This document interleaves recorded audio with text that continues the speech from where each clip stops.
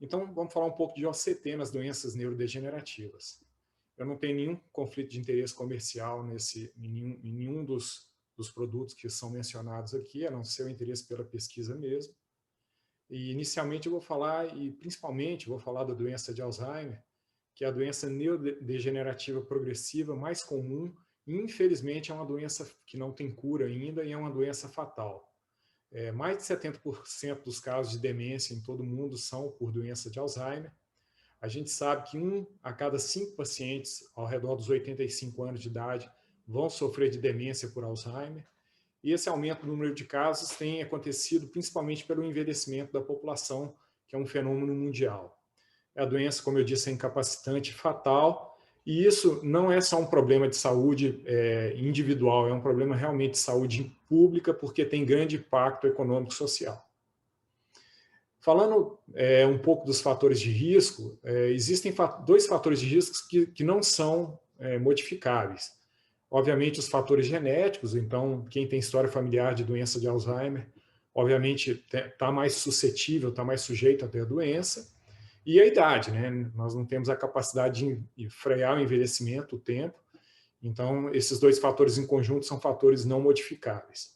Mas existem alguns fatores modificáveis, principalmente algumas doenças concomitantes. E aqui eu destaco para vocês o diabetes, dislipidemia, deficiência de vitamina D, hipertensão arterial sistêmica, algumas deficiências de vitamina, como folato, vitamina B12, e também obesidade. E alguns estilos de vida e hábitos sociais, como o hábito de fumar, o baixo nível educacional, doenças concomitantes crônicas, como depressão, falta de engajamento social, sedentarismo, estresse e inatividade física.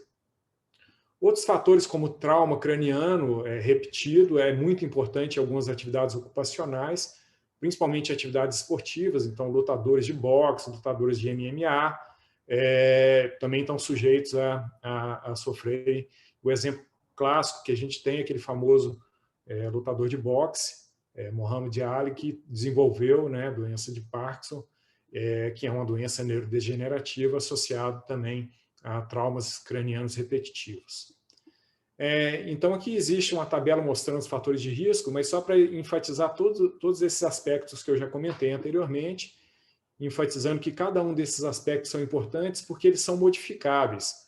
Então, a gente consegue, se o indivíduo não exercer atividade física, ter um hábito de vida mais saudável, abandonar o tabagismo, procurar ser engajado socialmente, procurar ler, estudar. A gente sabe que os anos de estudo, de leitura, eles têm impacto importante em termos de proteção. Então, o nível educacional dos pacientes também é muito importante. E algumas doenças que são extremamente graves e prevalentes em nosso meio, como diabetes, hipertensão e a obesidade, que está associada a essas 2 últimas, também são fatores que todos eles estão relacionados a uma maior incidência de doença de Alzheimer.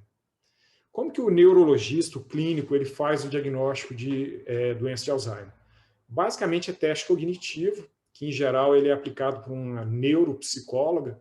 O médico, o neurologista, ele não está apto a aplicar esses questionários, que isso aí é uma atribuição do psicólogo.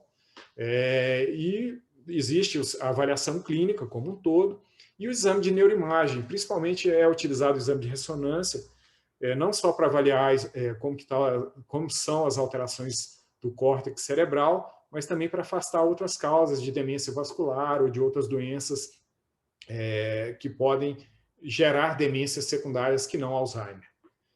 Então, vocês vejam que o diagnóstico ele é um diagnóstico que ele é muito, muito baseado em aspectos clínicos.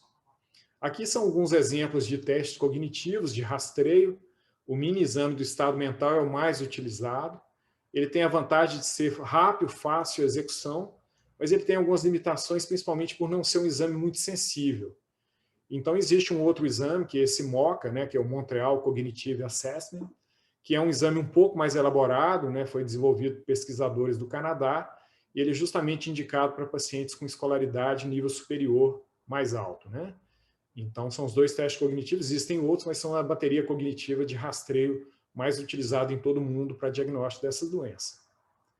Aqui eu trouxe para vocês, eu comentei em relação à ressonância, as alterações de neuroimagem. Então, nessa foto aqui, é uma representação esquemática, existe um cérebro saudável, né? E aqui a representação de um córtex doente. Então, fica nítido para a gente que essas alterações que também são detectadas no exame de neuroimagem, elas progridem à medida que a doença torna-se mais grave também. Então, a diferença entre um paciente normal e um paciente com Alzheimer, ela é gritante, ela é marcante, e à medida do estágio que essa doença se manifesta, ou seja, no momento que você faz o diagnóstico, você pode encontrar alterações diferentes dependendo do tempo de evolução. E como eu vou comentar, o grande problema é saber quando que essas alterações começam, porque vários estudos mostram que até 20 anos do surgimento da doença clínica, nós já possamos ter alterações incipientes. E aí é importante porque se você consegue fazer o diagnóstico nessa fase, você consegue, obviamente, melhorar a qualidade de vida e retardar o desenvolvimento da doença. De forma bem resumida, mas importante ser pautado aqui, a gente vai falar da fisiopatogenia da doença. A doença, basicamente, ela tem o envolvimento do acúmulo dessa proteína beta-amiloide e também de emaranhados neurofibrilares de proteína tau. A diferença básica entre as duas é que esse acúmulo de proteína beta-amiloide, ela se dá no espaço extracelular, próximo ao neurônio. Enquanto que esses emaranhados neurofibrilares, ele se dá dentro do corpo celular do neurônio. Basicamente, em conjunto, o acúmulo dessas duas substâncias, lembrando que todos nós temos em equilíbrio tanto proteína beta-amiloide como proteína tau. Mas quando se acumula nos pacientes com doença de Alzheimer, existe uma perda, uma morte neuronal progressiva, e isso, obviamente, impacta de tamanho sobremaneira, principalmente na cognição. Então, aqui mostrando para vocês que um cérebro de um paciente, um córtex cerebral de um paciente com doença de Alzheimer, ele é bastante diferente e alterado de um paciente normal. E, portanto, baseado naquela fala anterior, o diagnóstico mais precoce é fundamental, porque quando se faz o diagnóstico de doença de Alzheimer, a doença já está estabelecida, portanto, irreversível. E mais grave do que isso, a sobrevida de um paciente com doença de Alzheimer, do diagnóstico até a morte, pasmem vocês, em média, 4,6 anos.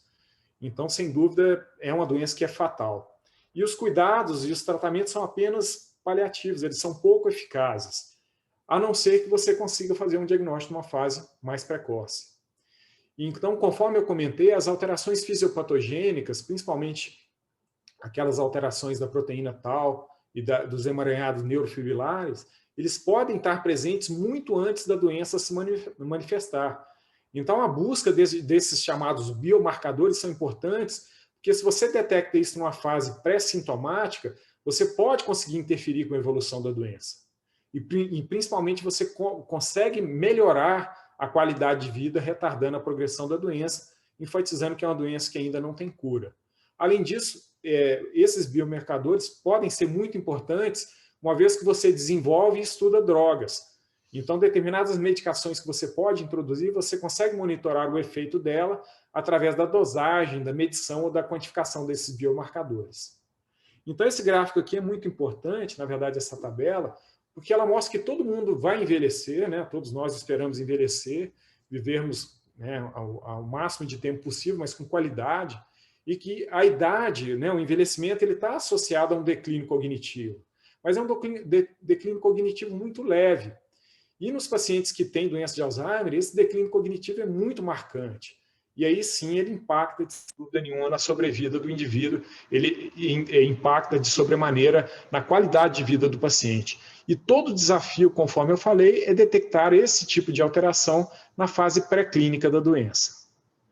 Então, os biomarcadores da doença, eles podem ser dosados, por exemplo, através de medida dessas substâncias no líquor.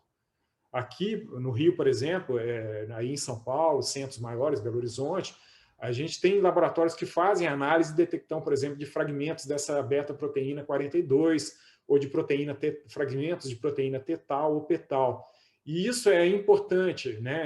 Só que não é acessível porque, além de ser um exame invasivo, é bastante caro. Então, isso para rastreio não funciona muito bem, né? O indivíduo está com uma leve alteração de memória e você já propor uma punção licórica é um exame, sem dúvida nenhuma, agressivo.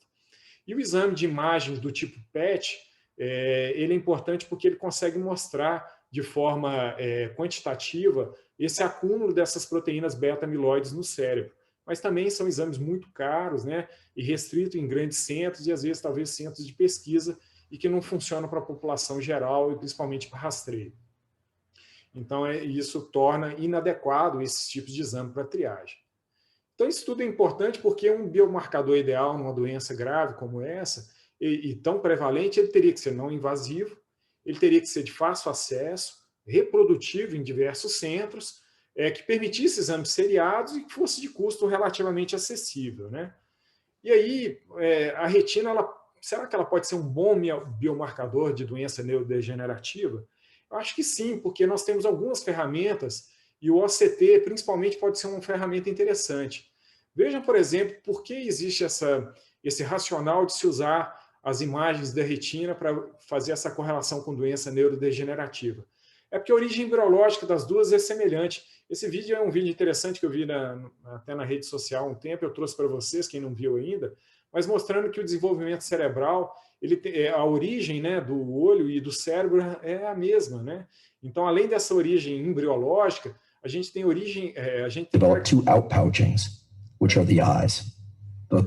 A gente tem características histológicas em comum, a gente tem semelhança de neurotransmissores no cérebro e na retina, alterações de barreiras hematológicas, elas são muito semelhantes, né? As nossas chamadas barreiras hematoretinianas internas e externas, e também as barreiras hematocefálicas ou hematolicóricas. E a microvasculatura cerebral e retiniana também tem muita semelhança no seu funcionamento e na sua arquitetura.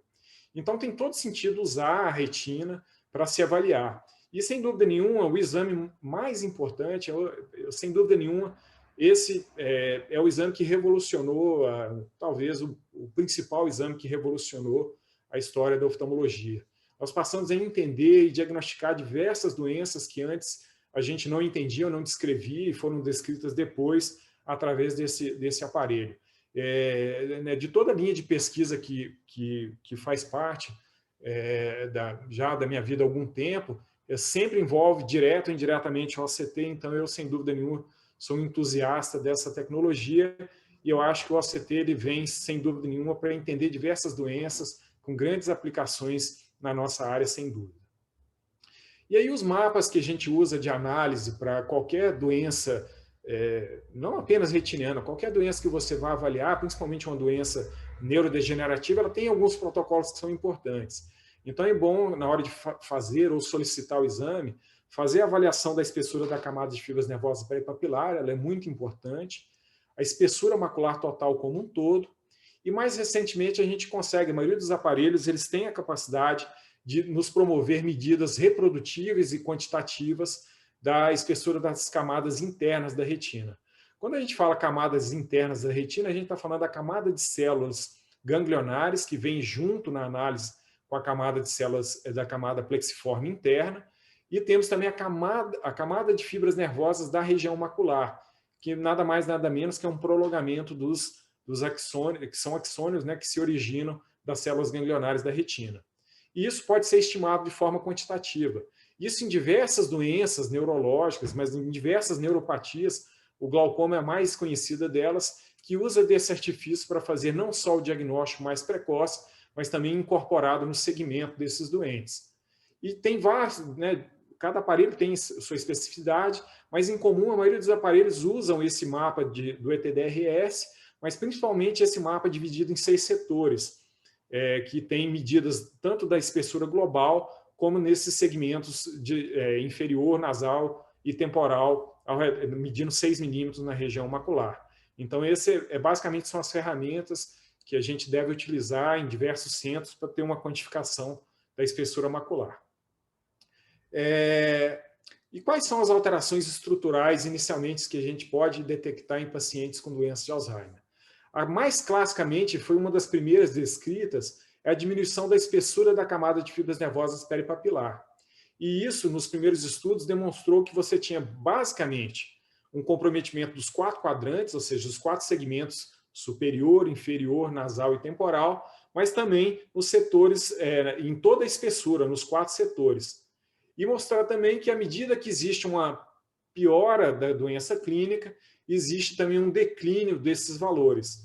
Então tem estudos, eu vou comentar um pouco deles, mas o que já se sabe é que quanto pior a doença, quanto mais avançada a demência, maior o impacto que essa demência tem na espessura da camada de fibras nervosas peripapilar. Mais recentemente, a gente usava-se no início, principalmente no Stratos OCT, mas com o advento do espectro Fourier e agora do Sweat Source, a gente usa a espessura total para fazer a avaliação também da mácula, mas também a gente usa, como eu disse, a espessura da camada de células ganglionares. E o conjunto formado entre camada de fibras nervosas na região macular e complexo e células ganglionares mais a plexiforme interna, a gente chama dá o termo para essas duas camadas que são analisadas em conjunto, a complexo de células ganglionares. Então, toda vez que vocês ouvirem ou lerem num artigo, num estudo falando complexo de células ganglionares, ele está se referindo à soma, à junção, à união da camada de fibras nervosas macular, não a peripapilar, mas a macular, somada à camada de células ganglionares e a plexiforme interna. E a plexiforme interna é analisada em conjunto com a camada de células ganglionares, porque a diferença de refringência ou de sinal entre essas duas camadas ainda não permite que o OCT analise essas camadas de forma separada. Então, acaba que elas são incorporadas e analisadas em conjunto, mas o que interessa principalmente para a gente é a camada de células ganglionares, sem dúvida nenhuma. Aqui eu vou mostrar para vocês, esse estudo foi o estudo pioneiro que, né, o nosso grupo fez em 2016, e que foi publicado em 2016, mas eu não trouxe aqui, mas eu poderia mostrar para vocês que esse estudo foi submetido no final de 2013, na verdade, no final de 2014, para o Comitê de Ética. E eu demorei a ter essa resposta, lógico que não foi culpa minha, mas o Comitê de Ética mandou esse trabalho para a CONEP, não sei por qual razão, porque é um estudo transversal, não era invasivo, mas esse estudo ele foi para a CONEP, e aí ele demorou para ser aprovado 1 ano e 3 meses. E aí, por esse motivo, mesmo assim, a gente foi, talvez, o 3º ou 4º centro no mundo a publicar. E aí, toda vez que eu dou aula aqui na Universidade Federal de Juiz de Fora, eu falo, a Universidade Federal de Juiz de Fora deixou de ter a primeira publicação no mundo porque o Comitê de Ética demorou 1 ano e 3 meses, então a gente precisa melhorar isso. Então, foi uma bronca que a gente ficou, mas é só para enfatizar que isso às vezes acontece. Quem trabalha com pesquisa sabe que o primeiro desafio do pesquisador é a Plataforma Brasil, né? E aí submeter isso, ter a aprovação do Comitê de Ética, é tudo muito burocrático, demorado, mas sem dúvida nenhuma importante. Só que eu acho que não precisa demorar tanto, tem que ser um pouco mais ágil. Mas o que esse estudo mostrou aqui? Aqui a gente incluiu pacientes com doença de Alzheimer, com diferentes níveis de gravidade, e vejam aqui nesse gráfico que eu destaquei em verde, que a maioria dos parâmetros da espessura da camada de fibras nervosas peripapilar foi diminuído. Só que quando a gente analisou esse desempenho, essa diminuição da espessura ela foi mais significativa na mácula e também na camada de células ganglionares. Então, isso já dava um indício para a gente que talvez existisse alguma coisa diferente na retina que falasse mais precoce do que o nervo, que é o que se comentava até então, né? Que paciente com doença de Alzheimer tem alteração na camada de fibras nervosas peripapilar. E isso teve uma importância porque esses parâmetros também tiveram melhor desempenho estatístico para fazer a correlação com déficit clínico. Então, quando a gente fez a correlação, principalmente com o exame de teste cognitivo, que foi o exame de mini exame do estado mental, a correlação foi melhor para os parâmetros maculares. Então, a mácula foi mais afetada e a mácula se correlacionou melhor com o score clínico. Então, a gente já tinha algum indício que a mácula estivesse falando algo importante para a gente. Então, a pergunta que a gente se faz aqui, bom, será que a retina ela é afetada porque existe um acometimento primário da retina ou a retina está sendo afetada por um processo de degeneração transsináptica? Essa pergunta ela é uma pergunta importante, mas eu acho que existe uma conjunção, uma união dos dois fatores. Talvez numa fase bem precoce da doença, o acometimento retiniano ele seja mais importante. E eu vou mostrar por quê. Mas numa fase, sem dúvida, numa fase avançada, a degeneração transsináptica, ou seja, as alterações que a gente tem no córtex cerebral impactando no fundo de olho, eles podem estar presentes sim, mas eu acredito que numa fase mais avançada. E esse estudo, olha que interessante, esse estudo que veio 1 ano depois do estudo que a gente publicou em 2016, eu tive a oportunidade de conversar com essa pesquisadora, que é lá da Califórnia, e ela conseguiu mostrar de forma bastante brilhante em cortes histológicos pós-mortem que existia deposição de proteína beta-amiloide, e adivinha onde em que ela mostrou essa deposição? justamente na camada de células ganglionares e camada de fibras nervosas. Então, mostrando que o que a gente já tinha mostrado com o OCT, ele tinha um substrato, e foi mostrado de forma inédita nesse estudo, mas que tinha um substrato histológico anatômico, mostrando que realmente o OCT era uma ferramenta poderosa para mostrar que é algo que a gente imaginava e que foi comprovado depois através de estudo histológico. Com os avanços da tecnologia, as alterações vasculares elas também são importantes de serem avaliadas em pacientes com doença neurodegenerativa.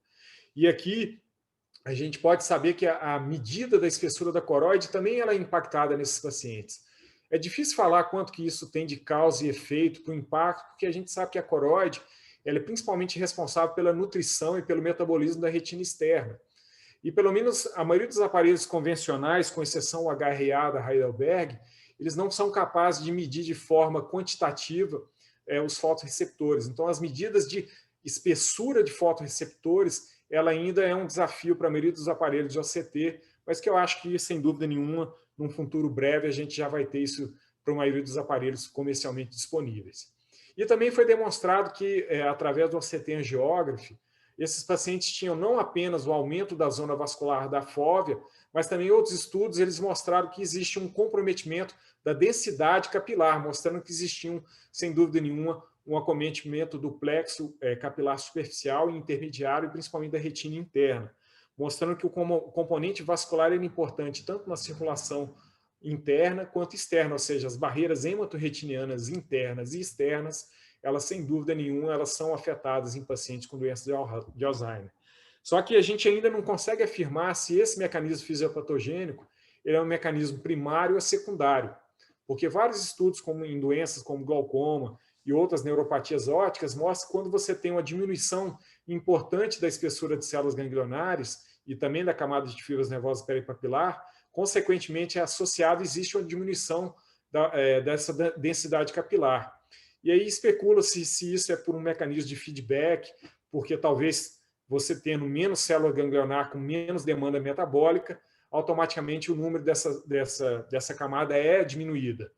Mas talvez estudos aí no futuro consigam mostrar qual dessas alterações é mais precoce nesses pacientes. É uma pergunta bastante importante, porque existe esse comprometimento vascular também nos pacientes, demonstrado através de exame de neuroimagem em pacientes com doença de Alzheimer.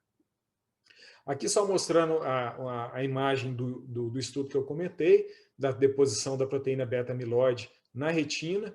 E olha só que interessante, esse foi o segundo estudo do nosso grupo, que foi publicado recente, agora no ano passado, onde a gente avaliou um grupo específico de doentes, que é o chamado pacientes com comprometimento cognitivo leve.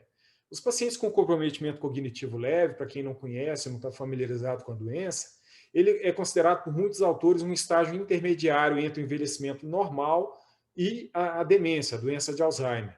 Por quê? A taxa de conversão de pacientes com comprometimento cognitivo leve para a doença de Alzheimer, ele chega a ser 50% num prazo mais ou menos de 5 anos. Então, o fator de risco para quem tem comprometimento cognitivo leve, que é aquele indivíduo que tem um esquecimento, mas que ainda não configura demência, ele é muito mais alto naquele paciente que tem algum esquecimento, mas que não tem comprometimento cognitivo leve ainda, né?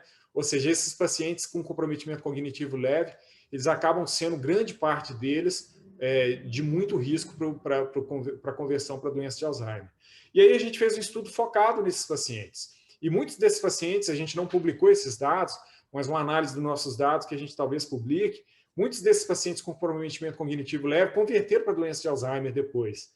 E aí o que a gente mostrou nesse estudo, olha que interessante. É chato falar de tabela, mas presta atenção aqui no P, né? O nosso P, para a espessura da camada de fibras nervosas peripapilar, não foi significativo para nenhum parâmetro. Enquanto para a avaliação macular, ele foi significativo para 2 parâmetros apenas, mas quando a gente analisou a camada de células ganglionares, ele foi, para diversos parâmetros, ele foi significativo. Veja essa imagem em vermelho, onde eu destaquei aqui, principalmente no segmento interno, que está representado em vermelho no campo da tela direita aqui, que seria mais ou menos os 3 milímetros central daquele mapa do OCT pela divisão do mapa do ETDRS. mostrando para a gente que talvez nessa região, e já no estudo de 2016 a gente tinha percebido isso também, só que lá naquela época a gente não tinha analisado em separado a camada de células ganglionares nos 6 e nos 3 milímetros. Nesse estudo a gente fez isso justamente porque em 2016 a gente percebeu que a espessura total da retina nos 3 milímetros centrais era diminuída. E a gente queria saber se essa diminuição era por acaso ou não. E aí a gente sabe que um racional para isso é que a concentração, a densidade de células ganglionares é muito maior nos 3 milímetros centrais. E aí, talvez por ela ter um grupo de células maior, esse grupo celular talvez seja afetado mais precocemente. A gente ainda não consegue dizer se é por acúmulo de proteína beta-amiloide ou se é por uma alteração vascular. Mas a gente sabe que essa região dos 3 milímetros centrais, ou seja, a fóvea central, a mácula central, ela é acometida mais precocemente nesses pacientes. E também teve correlação com o desempenho cognitivo. Os pacientes que tinham maior acometimento são justamente aqueles que foram aqueles parâmetros centrais que eu acabei de comentar. Desculpa. Então, falando um pouco de outra doença importante, a doença de Parkinson, a gente sabe que a doença de Parkinson ela é uma doença bem diferente da doença de Alzheimer. Apesar dela ser uma doença também neurodegenerativa, ser uma doença crônica, ser uma doença progressiva, ela afeta inicialmente o sistema nervoso motor.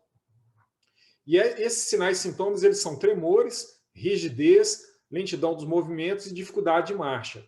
Mas é interessante que à medida que a doença progride, alterações comportamentais podem acontecer. E esses pacientes têm, muito frequentemente, insônia, depressão, ansiedade, déficit cognitivo e demência. Então, a incidência de demência nesses pacientes é maior. Como que é feito o diagnóstico de doença de Parkinson? Também exame clínico, neuroimagem, e também as causas mais frequentes, não é bem conhecido, mas tem história familiar, exposição ambiental e traumatismo craniano repetido. Eu dei o exemplo, por exemplo, de lutador de boxe, que é uma condição predisponente para os pacientes desenvolverem doença de Parkinson. A fisiopatogenia, né, resumindo para vocês aqui, existe uma diminuição da produção de dopamina, morte neuronal, que afeta inicialmente a substância negra, que afeta o mesencéfalo, e também existe o acúmulo de proteínas nos corpos de Lewy, que acaba gerando uma deficiência, comprometendo inicialmente, gerando um déficit motor. Mas quando a disfunção cognitiva acontece, ela tem características não motoras mais prevalentes e debilitantes. Ou seja, o paciente que tem doença de Parkinson e começa a exibir um declínio cognitivo, ele coincide, ele representa uma fase muito mais grave da doença. E aí a prevalência de comprometimento cognitivo leve, que foi aquela doença que eu citei, em pacientes com doença de Parkinson, ele é muito alto. E aqui lembrando que a prevalência na população normal é muito baixa, em torno de 1 a 2%, mas ela sobe para 20% nos pacientes com doença de Parkinson, e ela pode chegar a 40% em 6 anos, ou seja, o comprometimento cognitivo leve ele é muito alto em pacientes com doença de Parkinson. E à medida que a doença progride, a gente tem acometimento que vai gerar perda neuronal, que acaba afetando a substância branca, degeneração axonal, que acomete a substância cinzenta, e deficiência de neurotransmissores. E aí tem, sem dúvida nenhuma, entra o papel do ACT, porque uma vez que você tem alteração na substância, principalmente na substância branca e na substância cinzenta, essas alterações podem acabar gerando comprometimento da função visual e alterações importantes em pacientes com doença de Parkinson. E tem estudos que já demonstraram que existe uma diminuição da concentração do neurotransmissor dopamina na retina desses pacientes. E a dopamina desempenha um papel importante na função visual. Ela tem uma concentração grande em algum grupo de células, como as células amácrinas, que estão concentradas principalmente na camada nuclear interna, e elas têm importância na visão de cores, na sensibilidade ao contraste, porque todas essas células também elas têm uma concentração mais alta de receptores dopaminérgicos. Então, como eu disse, você poder analisar essas camadas de forma quantitativa em pacientes com doença de Parkinson é fundamental para entender a doença.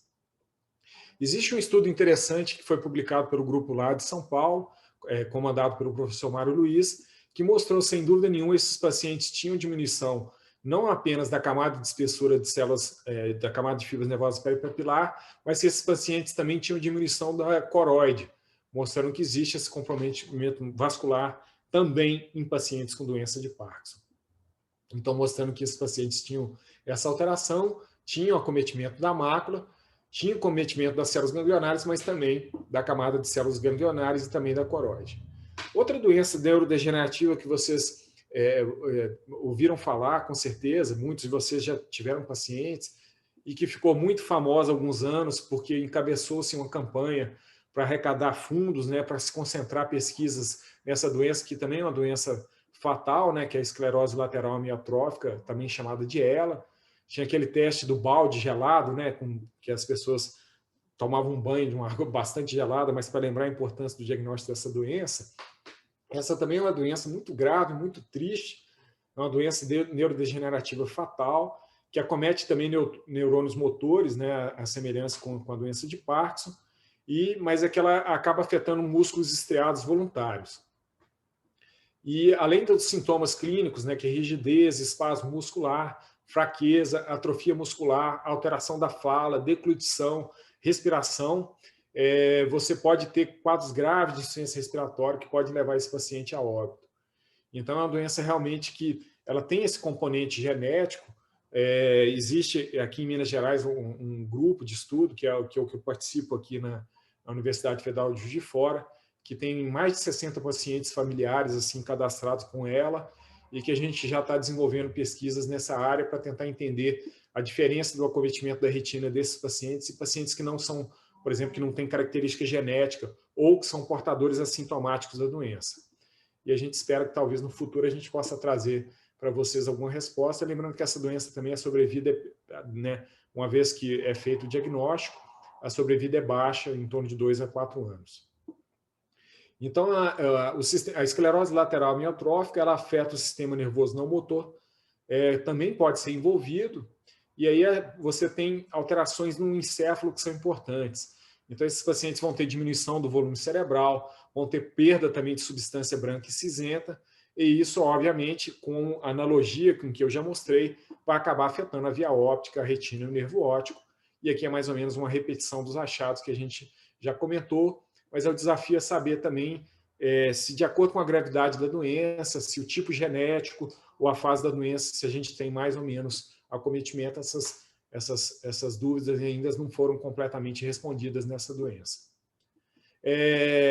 Aqui só mostrando, né, já estou praticamente encerrando antes da gente abrir para a conversa, isso aqui eu já mostrei, eu não vou repetir, mas é só para mostrar que esse estudo, na verdade, toda a linha de estudo, ela começou em 2016, mas que ela é um trabalho em conjunto, lógico, de todos que são muito importantes, né?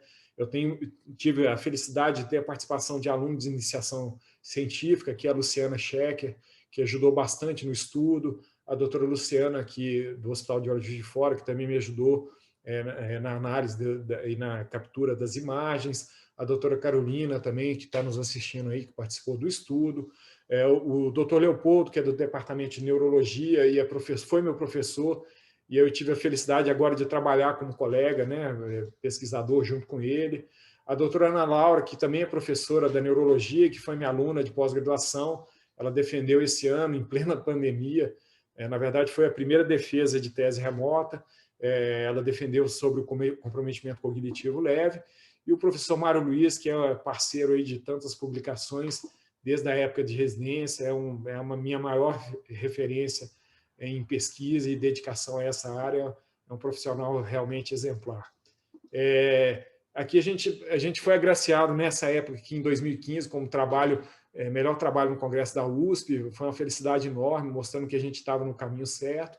E no ano passado, além da publicação, a gente foi agraciado também como prêmio de pesquisa clínica dado pelo CBO, um prêmio que, sem dúvida nenhuma, deixou todos nós muito orgulhosos. E, como eu comentei, foi objeto da defesa de tese de doutorado da doutora Ana Laura, que defendeu sua tese, foi a primeira aluna a defender via remota no meio da pandemia.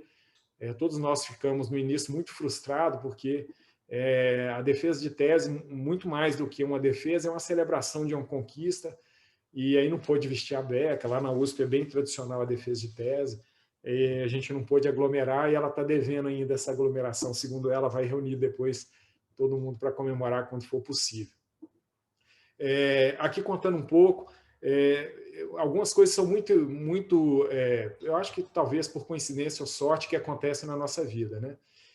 Aqui o Dr. Peter Schneider, que é um dos maiores pesquisadores, ele é o editor-chefe de uma das revistas mais importantes em estudo para doença de Alzheimer e é presidente da Alzheimer Association, tem mais de 300 trabalhos publicados em alto fator de impacto, é um dos principais pesquisadores nesse tema em doença de Alzheimer.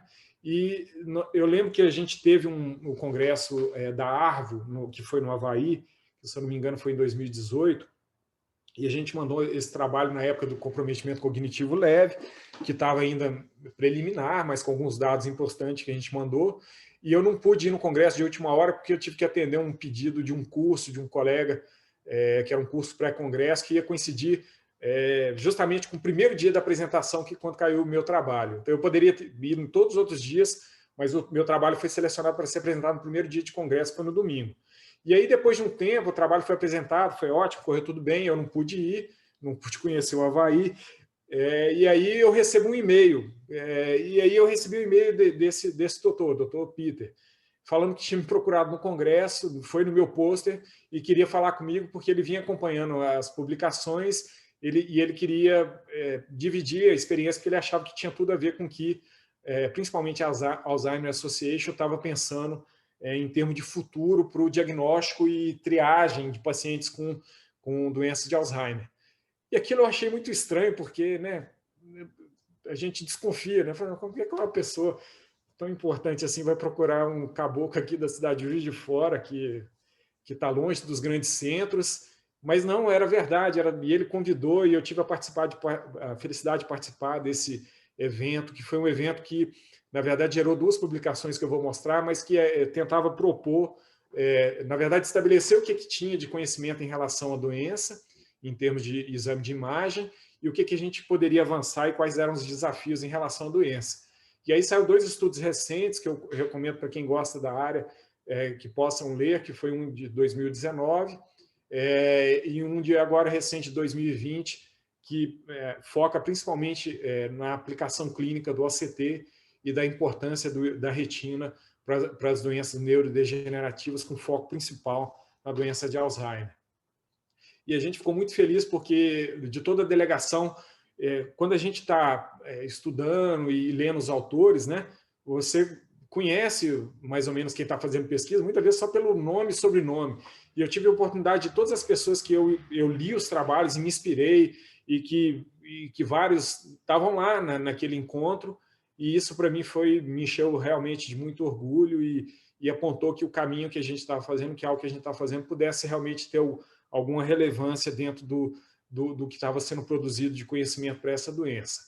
Então, aqui é um resumo das poucas publicações que a gente tem, mas que a gente ainda está tentando melhorar e tentar trazer aquilo que for relevante em relação ao tema.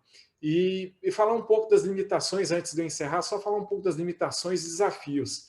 Então, é lógico que o OCT, sem dúvida, é importante para o diagnóstico dessas doenças, mas ele tem limitações. Se o paciente, por exemplo, já tem glaucoma, se ele tem outras neuropatias, ou se tem DMRI, que é muito comum na população idosa, ele muda totalmente a interpretação dos nossos achados, porque essas doenças interferem, obviamente, com a nossa análise. Outro problema com as tecnologias é que elas mudam, e os aparelhos mudam ao longo do tempo, né? A gente não está mais tão novo assim, mas eu vi que o Dr. Ricardo Japiaçu, que eu admiro muito, está aí na plateia, ele também, assim como eu e como vários de vocês, acompanhou várias evoluções do OCT. Eu peguei o OCT1 ainda, que era uma imagem arcaica, que parecia um mosaico de videogame, depois o Stratos OCT, que foi já uma evolução enorme, mas não dá para comparar com a evolução dos OCTs agora que a gente tem. E essa tecnologia vai ficando obsoleta e os pacientes vão sendo acompanhados e precisam ser acompanhados, né? E aí o que acontece é que os exames, ao longo do tempo, se prejudicam à medida que a tecnologia muda, né? E tornar a tecnologia mais acessível é importante, inclusive, principalmente em países pobres. A gente ainda é um país com grande potencial, mas a gente é um país ainda pobre, que a gente não consegue oferecer o OCT de forma indiscriminada no SUS, né? E outro problema que eu vou apontar para vocês é o banco normativo desses pacientes. Porque, sem dúvida nenhuma, o banco normativo desses aparelhos ele é feito para mostrar a doença e afastar outras neuropatias, mas principalmente glaucoma e DMRI e diabetes. É basicamente isso que os aparelhos de OCT eles são focados, né? Então, baseado nisso, eu vou mostrar um exame para você. Nos estudos, eu olhava assim, muitos pacientes com Alzheimer, com comprometimento já, com déficit cognitivo bastante avançado, e eu olhava o OCT praticamente normal.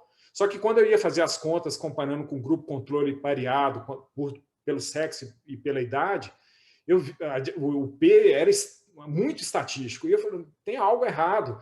Eu queria ter o exame de OCT mostrando para mim que aquilo ali estava alterado. E muitas das vezes, só em paciente muito grave que ele mostrava isso. Então eu falei assim, não, tem alguma coisa errada. E eu fiquei com a ideia de fazer um estudo, e é o que a gente está tentando apresentar agora, que era criar algum método de algoritmo, e hoje está em moda falar em inteligência artificial, mas era basicamente o que a gente fez. A gente fez uma meta-análise de todos os estudos que envolveram OCT e doença de Alzheimer e calculamos o percentil de normalidade para os controles e para os doentes, para ver se o banco de dados do normativo do aparelho do OCT ele falhava em mostrar. E aí eu coloquei esse número aqui de percentil variando de 95%, entre 5% a 10%, entre 1% a 5% e menor que 1%. E aí eu vou mostrar esse aplicativo que a gente desenvolveu.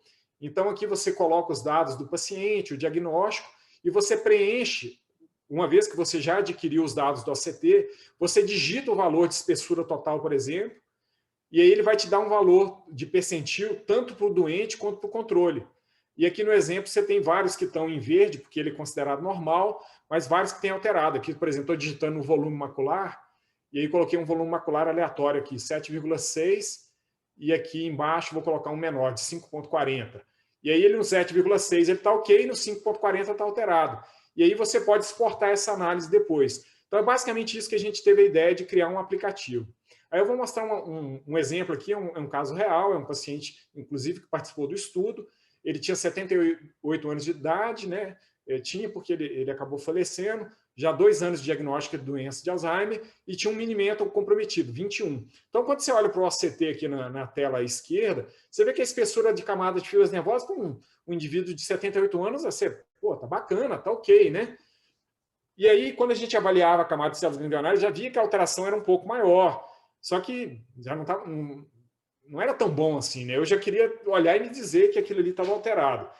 Então, aqui colocando os valores, ó, se você colocar a mácula aqui para esse paciente, veja que para o grupo controle, ele já deu um percentil alterado, tanto no olho direito quanto no olho esquerdo. E veja que na métrica aqui do OCT, ele ainda cai numa faixa importante de normalidade. Então, mostrando que realmente esse banco normativo ele não era um banco normativo apropriado para paciente com doença de Alzheimer. Aqui mostrando os valores que eu comentei dos percentis, e aqui no volume macular também, olha como o volume do macular desse paciente estava alterado.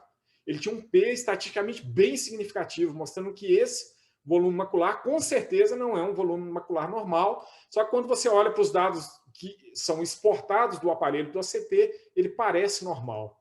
Aqui mostrando também para a camada de células ganglionares, veja que quando você digita o valor, e o P também aqui deu um P significativo, ele fica entre 1% e 5%.